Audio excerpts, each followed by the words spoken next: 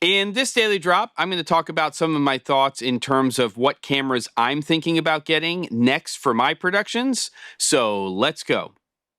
All right, everybody, end of the week here for the daily drop. And with all of the engagement, the chatter, the opinions about the newly announced Fujifilm GFX Eterna, I thought it would be a good time for me to talk a little bit about my thought process and what I'm thinking about for the next round of cameras that I'm thinking about acquiring for the productions that I do. So just a little bit of history here. You may or may not know that in the past 13 or 14 years, I've created a lot of educational content for this camera company, Canon, and a lot of content in and around their camera bodies, their lenses, and things like that. But in terms of owning cameras, it has run the gamut. I have a DVX100B behind me from Panasonic. Loved that camera and used it for a long time, and then started to move into 35mm lens adapters, and at that point in time started to use the HVX200.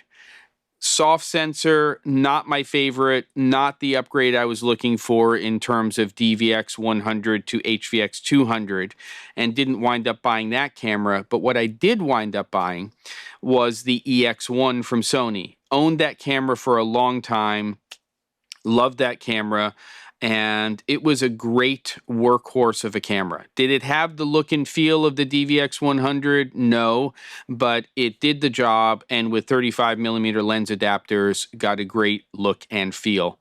Then moved into the, if I remember correctly, the FS700 from Sony, and then realized, and at basically the same time, a C100 Mark I.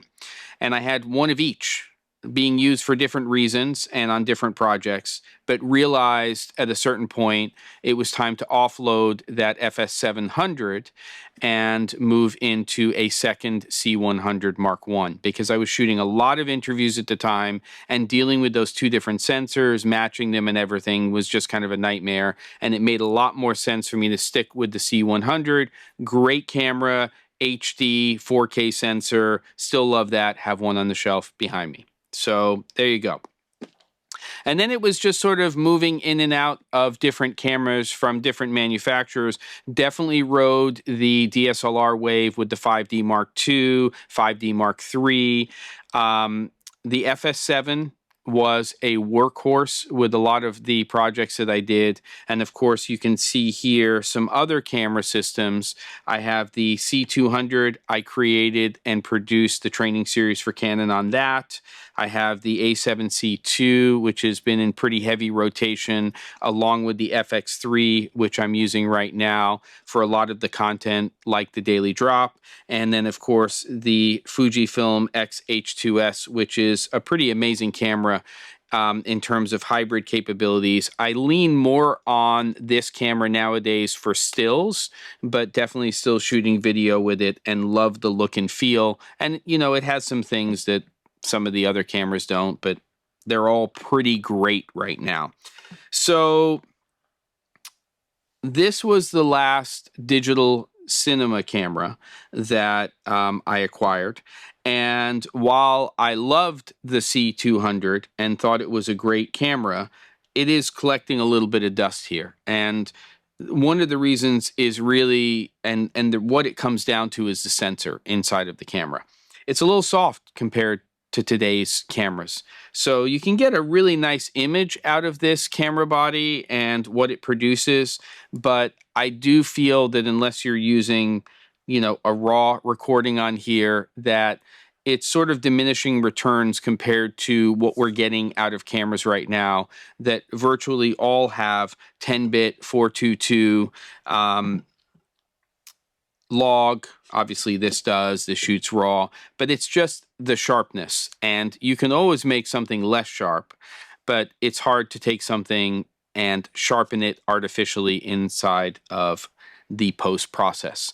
So where does that lead me? Well, while I'm very happy with the FX30 and the A7C II for the types of content that I do for the daily drop and for smaller projects. There are obviously, with mirrorless cameras, some downsides. Big one, for me, no built-in neutral density, and that does become an issue. It also becomes pretty spaghetti when you are plugging into and setting up a mirrorless camera for production. So there are definitely issues with, cables coming out of such a small camera body, so on and so forth. That's not the end of the world, but I do find that for certain types of things, an FX30 is sort of the ideal mirrorless camera for me. I can put a small monitor on there and I can just handhold that thing forever and ever, and the AF on it is pretty dang fantastic, but it doesn't tick all of the boxes for day in, day out production that I do, which is a lot of a mixture of things, right? So I do a lot of corporate work, which is sort of documentary style, interview driven, B-roll, things like that. I'm doing commercial work, I'm doing marketing videos, promotional videos, your standard, what we used to call industrials. So it's really a mixture of things. I'm not really somebody who leans on off-speed recording a lot. I don't do a lot of high-speed recording, but I like a camera that I can just take out of the case and just get to work with. And I do find that a form factor like this makes a lot of sense. So what I'm trying to say is that while I have created a lot of content for Canon in the past, I'm not married to one brand. I try to take a look at all of the feature sets that cameras have and try to find the right match for the types of productions I'm doing and the type of workflow that I like to have. And so as a result, there are a few choices for me. One of them, one of the criteria for me at the moment is because crews are getting smaller and smaller in terms of production, I find personally that I am leaning on, for a lot of the projects that I'm doing, a very reliable autofocus system. And we know that this company right here, Sony, has been doing a great job with the AF game in the last few years. In fact, could be argued to be at the top in terms of reliable autofocus. That said, Canon has now come out with two different cameras, the Canon EOS C400 and the Canon EOS C80, both sharing the same exact sensor, and an upgraded dual pixel CMOS AF system in terms of autofocus. And from everything that I've seen, talked to colleagues about, so on and so forth, it is incredibly reliable. And reliable to me is primarily I'm shooting interviews with people and I want to shoot with a lens and I want to shoot wide open, let's say at a f2.8, which is pretty standard, 800 ISO, 2.8, dial in the look and feel of your interview and go to town. And it seems like they've got that sorted out in terms of their AF system and upgrading that now in these new cameras. So while the FX6 and the FX9 are definitely interesting to me, I think that the combination of either the C400 with the C80 or two C80s makes the most sense for the type of production that I do personally.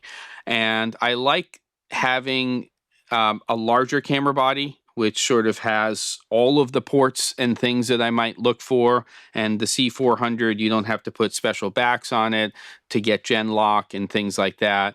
And the C80 is a much smaller camera body, not as small as a little mirrorless camera, but it's a lot smaller than a camera style body like this. So I like the idea of having either one of these and one of the smaller camera bodies, or just two of the smaller ones. And I understand the downsides here in terms of mini XLR, mini SDI ports, those types of things. But that's where I'm leaning. I'm also leaning towards Canon digital cinema cameras right now because of their lenses, RF lenses, these new hybrid lenses, the 24-105 f2.8, the newly just announced 70 to 200 f2.8, all internal zooming mechanism on those two. The two lenses actually are exactly the same size, different weights, but the same size in terms of physical dimensions. And while a little larger than what I'd want to use in every situation, I could see using something like that FX30 for a bunch of handheld stuff with just a little, just like rock an 18 to 50 Sigma on there, or something similar to that. My Sony bodice lenses, I have a 25, a 40, and an 85. So I could use those for a lot of the different things that I'm doing where I just want a little camera body. But I think that, at least for me personally, and from everything that I've seen and the functionality that you get out of it, going with full frame, either C400 and C80 or two C80s makes the most sense at this time for me.